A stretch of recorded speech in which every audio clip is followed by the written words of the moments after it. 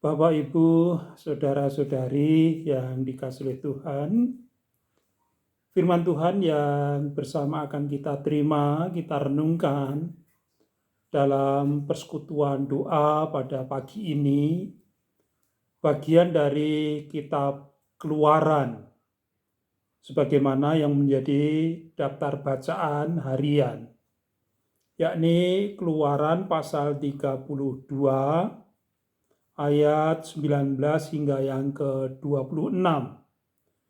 Akan tetapi saya akan mengajak Ibu Bapak untuk membaca ayat 25-26a, dan selebihnya Ibu Bapak bisa membacanya secara mandiri. Demikian firman Tuhan yang ada di dalam kitab Keluaran pasal 32 ayat 25 dan 26a. Ketika Musa melihat bahwa bangsa itu seperti kuda terlepas dari kandang, sebab Harun telah melepaskannya, sampai menjadi buah cemooh bagi lawan mereka, maka berdirilah Musa di pintu gerbang perkemahan itu, serta berkata, "Siapa yang memihak kepada Tuhan, datanglah kepadaku." Sabar dan setialah. Itu tema yang menuntun kita untuk menghayati dua ayat dari kitab Keluaran pasal 32 ini. Bapak, Ibu, saudara-saudari yang dikasihi Tuhan, cara orang merasakan kehadiran seorang pemimpin di tengah-tengah kehidupan mereka sebagai yang dipimpin, itu setidaknya bisa dirasakan, bisa dihayati melalui kehadirannya secara fisik dan non-fisik. Secara fisik karena pemimpin itu memang benar-benar hadir secara badani, ada di tengah-tengah orang-orang yang dipimpinnya. Sedangkan kehadiran yang non-fisik itu terjadi ketika pemimpin melalui kebijakan-kebijakannya, melalui program-programnya, itu mendatangkan dampak bagi kehidupan orang yang dipimpin. Setidaknya tentu mendatangkan kebaikan bagi hidup orang yang dipimpin. Maka kehadiran seorang pemimpin bisa dirasakan baik itu melalui yang fisik maupun non-fisik. Ibu, Bapak, saudara-saudari yang dikasihi Tuhan, dua cara orang merasakan kehadiran pemimpin ini tentu akan berpengaruh dalam perilaku kehidupan mereka. Terlepas apakah itu dirasakannya secara fisik ataupun yang non-fisik. Nabi Musa telah Tuhan pilih untuk menjadi pemimpin bagi umat Israel. Fisik Nabi Musa Tuhan pakai untuk mewakili kehadirannya, sebab melalui Nabi Musa Tuhan berkenan menyatakan apa yang menjadi kehendaknya, apa yang menjadi perintahnya, apa yang menjadi ketetapannya bagi umat yang sedang dituntun untuk keluar dari negeri perbudakan. Pada suatu masa, Nabi Musa harus meninggalkan umat Israel secara fisik, yakni naik ke Gunung Sinai untuk menerima dua loh batu yang berisikan dasar titah atau 10 hukum yang ditulis oleh jari Allah sendiri. Perpisahan Nabi Musa dengan umat Israel yang dipimpinnya ternyata menjadikan adanya perubahan hidup yang 180 derajat.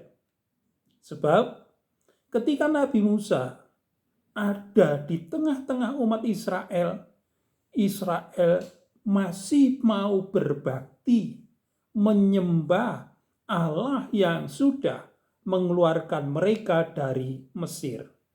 Hanya saja ketika Nabi Musa naik ke Gunung Sinai, dalam kurun waktu tertentu umat Israel hidupnya menjadi berubah 180 derajat. Mereka lalu membuat rekaan berupa anak lembu emas untuk mereka puja, untuk mereka sembah. Umat Israel tidak cukup sabar untuk menantikan Nabi Musa turun dari Gunung Sinai dan kembali memimpin mereka. Ketidaksabaran mereka menantikan Nabi Musa juga berdampak dalam ketidaksetiaan umat Israel untuk berbakti, untuk menyembah kepada Tuhannya. Mereka berpaling kepada ilah lain yang mereka buat dengan tangan mereka sendiri. Bapak Ibu, umat Israel lupa bahwa ada cinta kasih Allah, ada kebijakan-kebijakan Allah yang sudah mereka terima. Kekosongan kepemimpinan karena Musa meninggalkan mereka, menjadikan mereka melupakan itu semua. Bapak, Ibu, saudara-saudari yang dikasihi Tuhan, seperti apapun kondisi kita yang kita alami saat ini, seberat apapun yang harus kita tanggung, secara khusus ketika kita berhadapan dengan pandemi virus corona yang menakutkan karena juga mendatangkan kematian yang jumlahnya sudah cukup banyak. Mari, meskipun Tuhan secara fisik tidak bisa kita lihat, tidak berarti Tuhan tidak hadir. Allah kita adalah Allah Sang Immanuel. Dengan pernyataan Allah Sang Immanuel ini, ia sudah memproklamirkan dirinya sebagai Allah yang selalu hadir dan mau menyertai umatnya. Jadi dalam kondisi kita saat ini pun, Tuhan hadir. Tuhan beserta dengan kita melalui orang-orang yang ada di sekitar kita. Mulai lembaga-lembaga yang terlibat aktif dalam meringankan beban hidup kita, bahkan menolong untuk menyembuhkan penyakit kita. Itu kehadiran Allah.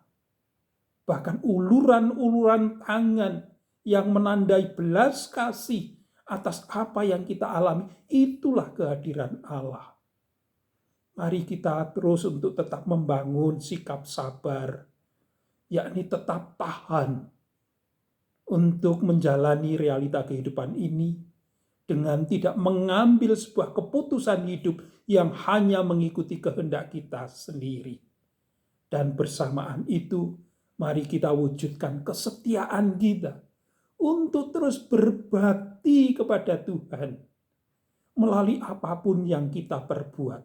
Baik itu melalui ibadah kita meskipun tidak dalam pertemuan, tidak dalam perjumpaan, dan juga melalui cara hidup kita sehari-hari, dimanapun dan kapanpun. Tetap sabarlah untuk menjalani kehidupan ini, dan setialah kepada Allah yang selalu hadir. Tuhan memberkati kita semua. Amin.